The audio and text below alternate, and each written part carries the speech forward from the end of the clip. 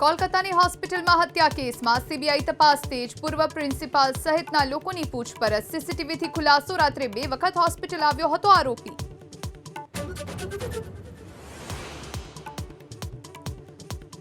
ઉદયપુરમાં યુવક પર ચાકુ ચલાવનાર આરોપી. વિદ્યાર્થીના ઘર પર ચાલ્યું પ્રશાસનનું બુલડોઝર. હાલ વિસ્તારમાં અજંપા ભરી શાંતિ. મોટા ભાગની બજારો બંધ. ઇન્ટરનેટ સેવા પર પ્રતિબંધ. ઉત્તર પ્રદેશમાં ભરતીનું નવું લિસ્ટ જાહેર કરવા પર હાઈકોર્ટના આદેશ બાદ રાજનીતિ તેજ. વિપક્ષે યોગી સરકાર પર ઉઠાવ્યા સવાલ.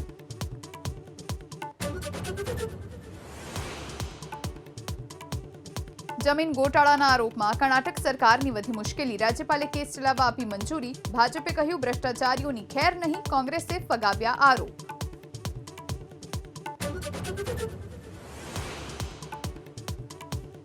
વડોદરા શહેરને મળશે રિંગ રોડ. મુખ્યમંત્રીએ ગ્રાન્ટ કરી મંજૂર. ₹316.78 કરોડના ખર્ચે 75 મીટર પહોળો અને 66 કિલોમીટર લાંબો રિંગ રોડ બનશે.